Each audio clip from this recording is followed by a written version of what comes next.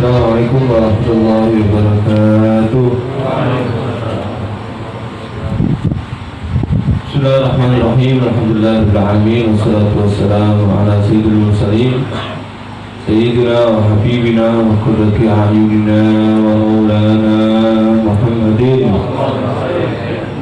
wa ala alihi wa sahbihi wa alihi wa sallam ajma'in. Amma ba'du, rabbi shrah li sadri wa yassir li amri wahlul 'uqdatam min lisani yafqahu qawli. Hadratul muhtaramin, sama-sama kita muliakan, kita hormati, kita taati para habaib, para keturunan baginda Nabi besar Muhammad SAW, para alim ulama, para pemegang estafet perjuangan baginda Nabi besar Muhammad SAW, seluruh umat Nabi laki-laki maupun perempuan, yaitu orang yang sangat diperhatikan oleh beliau, baik ketika masih berada di dunia maupun ketika beliau hendak wafat, maupun ketika kita sudah berada di kuburan ataupun ketika kita berada di mahsyar. Perhatian Rasulullah SAW kepada umatnya begitu sangat besar.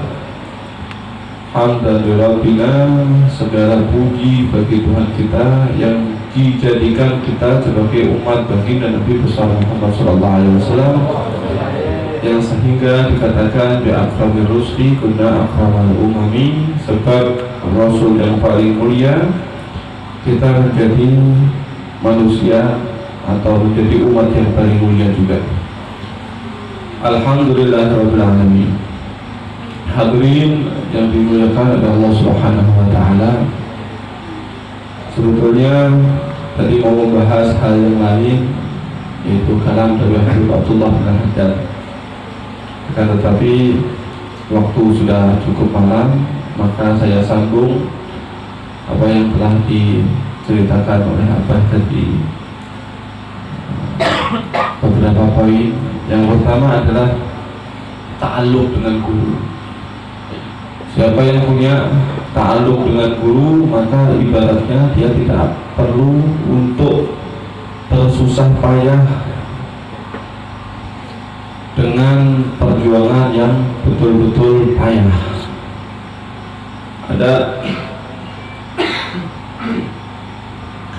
Ada di sebagian kitab disebutkan untuk mencapai derajat-derajat yang tinggi, maka itu ada aqobat, ada tahapan-tahapan, ada tingkatan-tingkatan, ada jurang-jurangnya yang harus ditempuh oleh orang tersebut.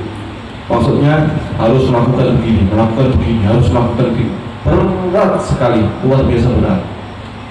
Berbeda dengan orang yang punya guru dan gurunya tersebut adalah orang yang sudah sampai kepada Allah Subhanahu wa taala. Maka akan berbeda juga hasilnya. Ibaratnya ada orang yang mau naik ke atas, dia harus menempuh anak tangga yang tinggi, 1000 anak tangga. Karena memang tinggi, maka anak tangganya pun juga tinggi. Kalau kita tempuh itu semuanya pakai tenaga kita, pakai usaha kita, maka akan sangat capek, sangat melelahkan, dan kadang-kadang rintangannya juga besar. Kadang-kadang belum sampai ke atas juga sudah terjatuh, tidak jadi, tidak dapat apa yang dia harapkan. Karena memang hadiahnya besar, maka perjuangannya juga besar. Berbeda dengan orang yang punya guru atau punya sanad atau punya jalur, punya manhaj khusus, punya syekh atau punya mursyid yang dia pegangi, dan mursyid tersebut sudah sampai kepada Allah Subhanahu wa taala, dan orang tersebut adalah orang yang punya ta'alluq, hubungan hati dengan orang tersebut. Diibaratkan ini kayak eskalator. Tahu eskalator enggak? Eskalator itu tangga jalan ini. Tangga yang bisa jalan ke atas itu apa namanya? Eskalator ya. Nah, berarti orang naiknya itu berapa meter cuma pakai eskalator. Jadi cepet aja dia itu naik, tinggal mau nggak naik ke eskalator tersebut, mau nggak ngikuti eskalator tersebut, akan diantar ke atas. Itu adalah ibarat orang yang punya irtibat dengan guru. Betapa beruntungnya orang yang punya irtibat dengan guru. Ini luar biasa. Dan betapa ruginya orang yang bertemu dengan banyak guru tapi tidak punya irtibat dengan guru. Na'udzubillahi min dzalik, ya. Nah, kali ini disebutkan bahwasanya Nabi Muhammad SAW adalah makhluk yang paling istimewa, yang paling mulia.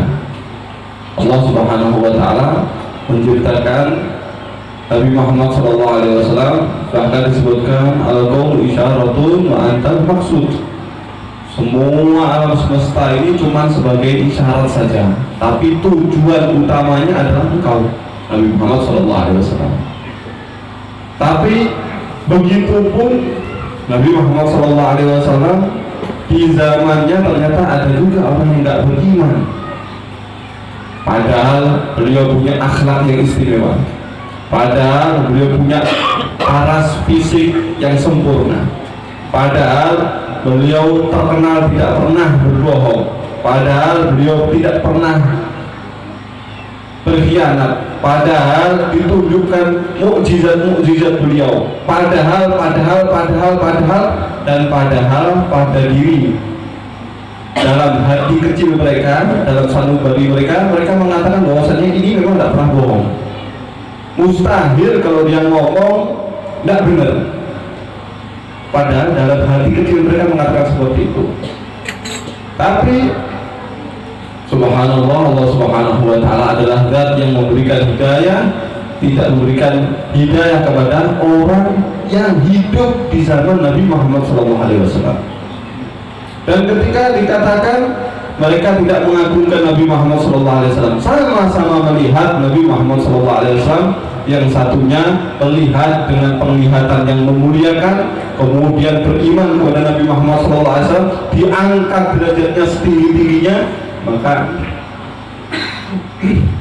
orang tersebut menjadi sahabat Nabi Muhammad SAW. Kalau sudah menjadi sahabat Nabi, setinggi apapun wali, setinggi apapun ilmunya seorang ulama, setinggi apapun tingkat usahanya dalam beribadah, sesoleh apapun, maka tidak akan bisa mencapai derajat sahabat yang paling rendah. Walaupun baru beriman kepada Nabi kemudian dicabut nyawanya, belum sempat ibadah juga, tapi sudah mendapatkan anugerah dari Allah, yaitu menjadi sahabat Nabi Muhammad SAW. Tapi ada juga orang ini melihat karena mengagungkan Nabi Muhammad SAW, tapi ada juga melihat Nabi Muhammad SAW dilihat ini cuma anak yatimnya Abdullah. Ini cuma anak yatimnya Abdullah. Bahkan ada yang menghina, ini apa ini Rasul ini? Rasul kok makan di pasar? Kami kepingin Rasul itu ya dari malaikat, tidak kayak manusia, beda dengan manusia. Berarti intinya apa? Penglihatan mereka itu namanya majhad. Ada orang yang saleh, orang yang alim, orang yang ibadahnya bagus, bahkan mungkin sampai mencapai derajat yang tinggi di sisi Allah Subhanahu wa Ta'ala, tetapi naudzubillah kalau pandangan kita terhadap orang tersebut tidak ada masyad, tidak ada etikot yang baik, tidak ada husnudzon kepada orang tersebut, maka mahrum, terhalang dari anugerah lewat orang tersebut. Naudzubillah min dzalik. Begitu juga sebaliknya, kalau orang tersebut mempunyai husnudzon yang sangat besar kepada Allah Subhanahu wa Ta'ala, pengharapan yang besar kepada Allah Subhanahu wa Ta'ala, maka akan wajib syekhahu amamadari, maka dia akan bisa menemukan gurunya di depan rumah orang tersebut. Mudah-mudahan kita diberikan rezeki oleh Allah Subhanahu wa Ta'ala menjadi orang yang punya guru, punya etikot kepada guru, punya masyhad kepada guru, kita diberikan guru yang bisa membimbing jalan-jalan kita, gak perlu susah payah, kita ikut kepada mereka, kita ditarik oleh mereka, bisa mencapai derajat yang tinggi di sisi Allah Subhanahu wa taala. Amin ya rabbal alamin. Yang kedua adalah beliau tadi menceritakan, yang pertama kan menceritakan tentang beliau dengan gurunya ya. Begitu indah, begitu luar biasa. Mudah-mudahan kita juga ketularan. Allahumma nular, Allahumma nular. Mudah-mudahan ketularan ya.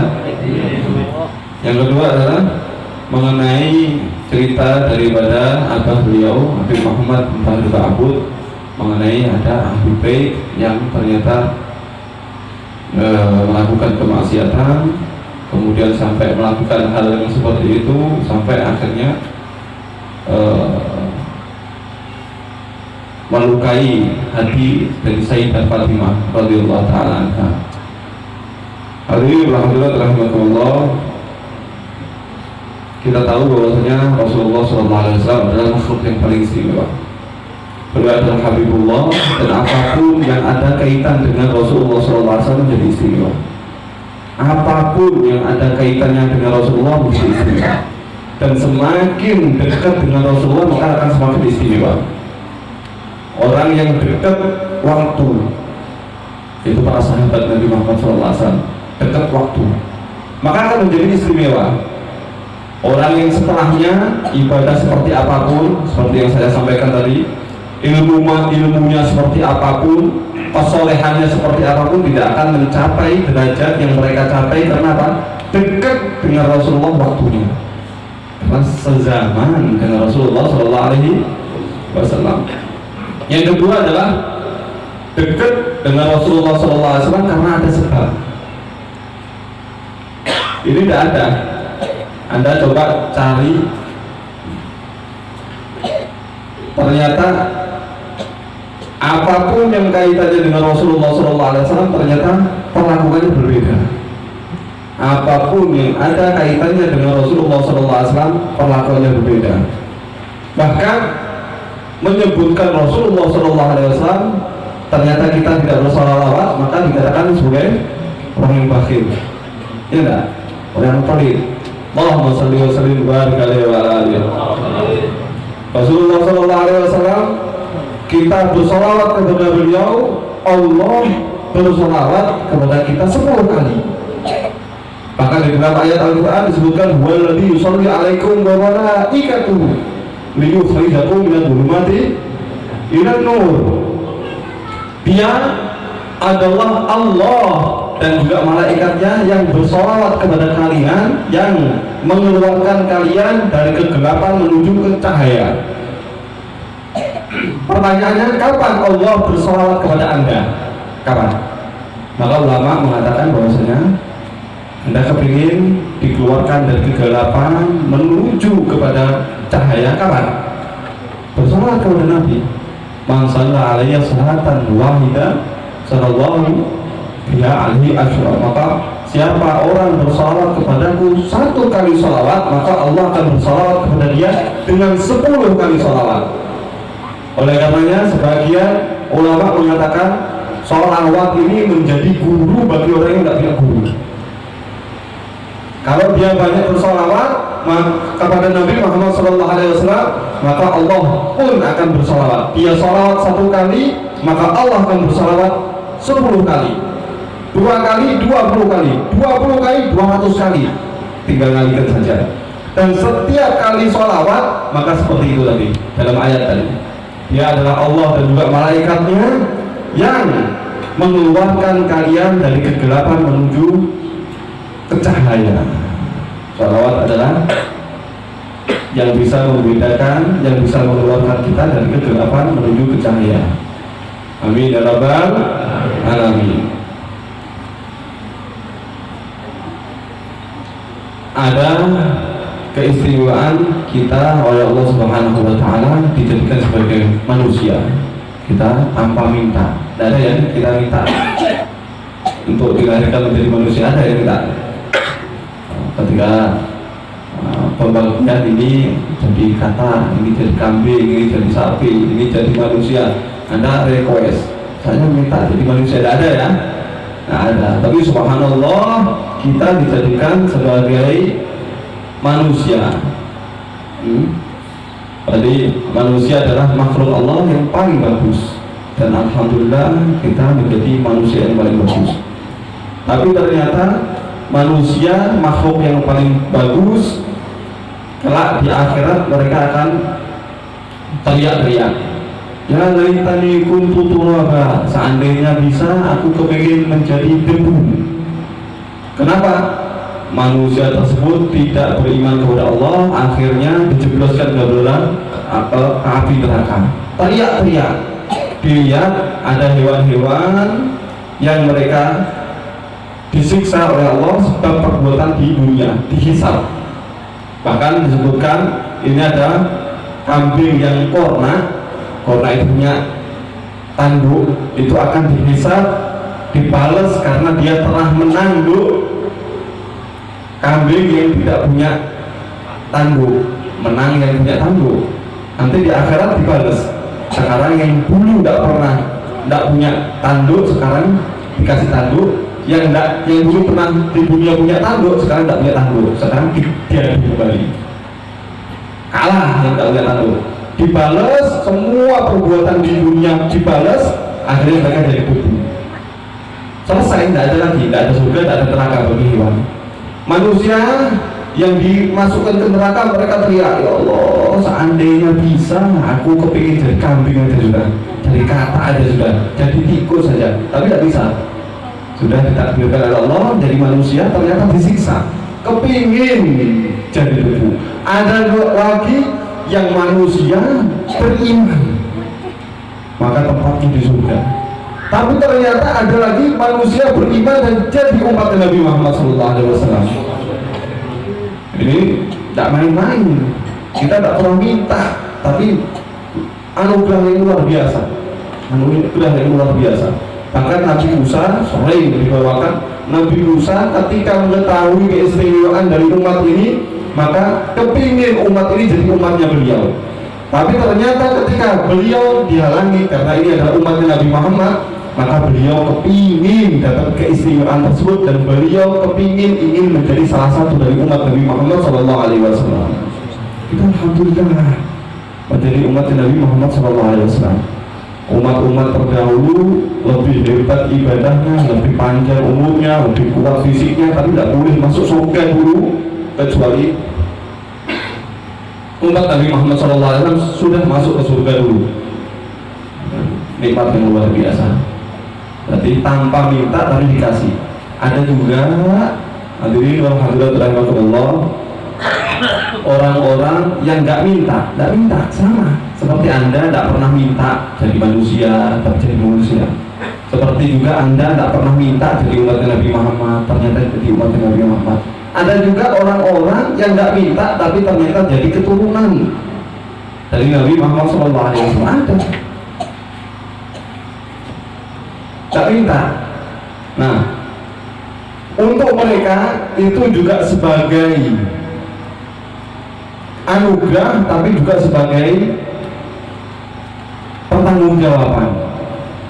Adanya mereka juga sebagai, bagi Anda, sebagai imtihan, tapi juga sebagai imtihan, sebagai anugerah bagi Anda, tapi juga sebagai ujian bagi Anda. Tahu enggak anak yatim? Saya punya teman dulu, anak yatim. Sebelum bapaknya meninggal, itu enggak nakal, biasa, seperti anak-anak biasa, kita main biasa. Tapi begitu bapaknya meninggal, langsung nakal. Ini heran juga kita ini, kenapa sih?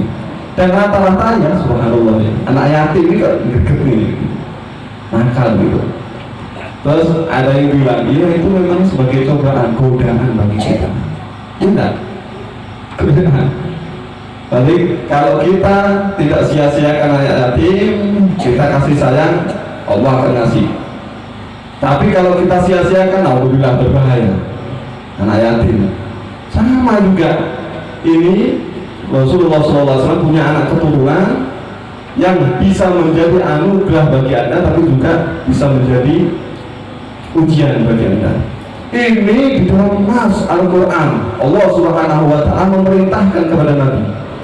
Allah memerintahkan kepada Nabi, Kul, katakanlah wahai Muhammad. Siapa yang memerintahkan? Allah yang memerintahkan.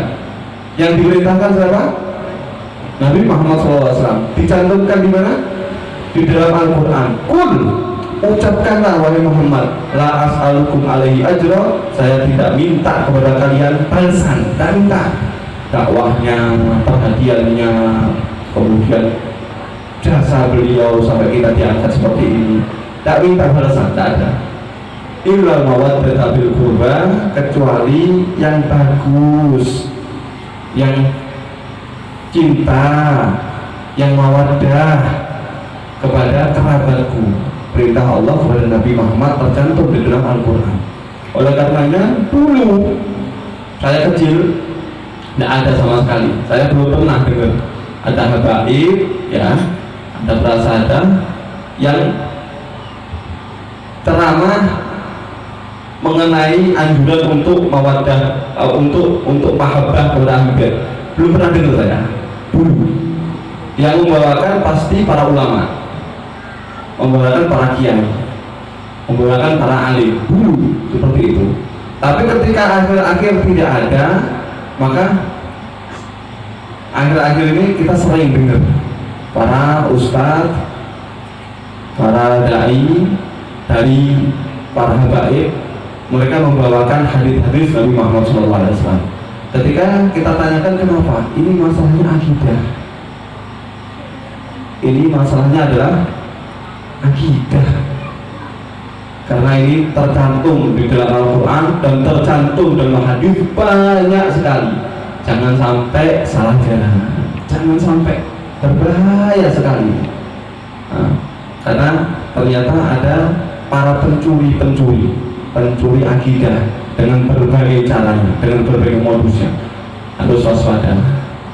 Rasulullah SAW pernah bersabda kepada Salman Al-Farisi. Tahu ya Salman Al-Farisi, ya, sahabat Nabi, bukan dari orang Arab, dari Faris. Dan Salman, la tabghudni, la tabghudni, Salman, jangan kamu benci kepada aku. Salman Al-Farisi, sahabat Nabi Muhammad SAW, dibilang seperti itu. Kaifa abghuduka wa bika hadza Allah. Namun mana mungkin aku mau bisa benci kepada engkau wahai Rasulullah SAW, padahal denganmu aku mendapatkan hidayah. Tak mungkin aku bisa benci kepadamu wahai Nabi Muhammad SAW. Dijawab oleh Nabi Muhammad SAW, tabghudul Arab wa tabghuduni. Pertama, kamu benci orang Arab dulu. Kamu benci orang Arab dulu, nanti kamu akan benci kepadaku. Bisa dipahami ya? Ada sudah sekarang. Rasulullah SAW beliau punya mukjizat. Mukjizatnya salah satunya adalah beliau diberi jawami'ul kalim. Makna jawami'ul kalim, ada yang mengatakan kalimatnya pendek tapi maknanya luas. Ada lagi yang mengatakan menceritakan sesuatu yang belum pernah terjadi, kegambar pun belum, tapi beliau ceritakan kejadian-kejadian yang belum pernah terjadi dan belum tergambar dan terkesan tidak mungkin, tapi beliau ceritakan. Salah satunya ini, subhanallah. Ada ya sudah ya kelompok itu. Maka kira-kira gimana? Hati-hati, itu wasiat daripada Rasulullah SAW kepada Salman Al-Farisi. Luar biasa. Ternyata sekarang sudah mulai ada. Berarti pertama dikirim, bawa Islamnya, jangan bawa Arabnya. Ada ya? Ada ya? Mulai nanti dikirim lagi, dikirim lagi, akhirnya menjadi benci kepada Arab. Padahal betul Arab lihat, pernah dengar itu? Betul Arab lihat. Orang yang benci kepada orang Arab berarti itu ada penyakit kemunafikan. ada yang disebutkan. Nanti akhirnya ngerembet lagi, nanti akhirnya ngerembet lagi. Ibarat kanker gitu, stadium 1, stadium 2, stadium 3, stadium, tanpa sadar ternyata dia penyakit yang kronis tanpa dia sadar. Inilah sebabnya ternyata banyak orang yang menyebutkan karena ini akidah, bukan karena mereka ingin dihormati, entah, bukan. Saya sebutkan, saya bacakan. Ada qasidah daripada Habib Abdullah bin Haddad. Ya, ulaika warathun nabi wa rahduhu. Mereka adalah para pewaris Nabi dan mereka adalah kelompoknya. Para duliyah ini, mereka adalah para pewaris Nabi dan mereka adalah kelompoknya. Wa uladuhu birrahmi lil muta'ali. Dan juga mereka itu adalah anak-anaknya, anak-anak Nabi Muhammad SAW, keturunannya. Rugi sekali bagi orang-orang yang pura-pura buta. Mereka tahu tapi pura-pura tidak tahu. Rugi sekali. Ini kosidanya Habib Haddad. Mawarithum bina ulumuhum. Warisan-warisan mereka ada pada diri kami. Dan ilmu-ilmu mereka ada pada diri kami. Wa asraruhum, dan juga rahasia-rahasia mereka, sir-sir mereka ada pada diri kami. Fas'alil mutarami, maka tanyakanlah kepada orang yang mengujar kebencian. Tanya orang-orang yang mengujar kebencian gimana? Mereka lempar buah, tapi bukan dilempar baik dengan batu, tapi ternyata yang dilempar adalah buah yang nikmat. Tanyakan. Mereka seperti itu. Ini yang perlu digarisbawahi adalah disebutkan di situ tadi, dan ilmu mereka ada pada diri kami, sir mereka ada dalam diri kami. Kemudian warisan-warisan mereka ada pada diri kami. Apa ini warisan? Yaitu mereka dari dulu memberikan manfaat tapi dibenci. Ada orang yang membenci. Sayyidina Hasan diracuni, Sayyidina Husain disambati sama orang sana, sambat ini, tolong datang kepada kami. Didatangi, ternyata dipenggal kepalanya, padahal mereka yang mengundang. Kemudian Sayyidina Ali bin Abi dilakukan seperti itu. Kemudian ada yang diculik, ada yang terbunuh. Abahnya Abi Umar ya diculik, jasadnya sampai sekarang nggak tahu di mana. Terjadi seperti itu. Tapi fas'alul mutarami, tanyakan kepada orang yang mengujarkan kebencian, tanya kepada mereka apa balasannya. Sayyidina Ali Zainul Abidin melihat Sayyidina Husain dan juga saudara-saudaranya, anak-anaknya itu dibantai seperti itu, bahkan Sayyidina Husain kepalanya dipenggal, dan orang-orangnya tahu Sayyidina Ali Zainul Abidin tidak sampai dipenggal, tidak sampai dibunuh karena sakit waktu itu, dan ketika mau dibunuh dihalang-halangi oleh saudara perempuannya, sampai akhirnya Sayyidina Ali Zainul Abidin tetap hidup. Apa yang dilakukan kepada anak-anak para pembunuh ini? Apakah minta pada para pembunuh, apa minta kisos? Nah, tidak minta kisos. Bapak saya Anda penggal, maka saya minta kisos. Tidak. Bahkan anak-anak dari para pembunuh bapaknya menjadi murid-murid beliau sampai akhirnya menjadi para ulama. Mawarithuhum bina wa bina ulumuhum wa asraruhum fala yas'alil mutarami. Maka mereka adalah imtinan bagi antum dan juga imtihan bagi antum. Mereka adalah anugerah dan juga ujian bagi anda semuanya.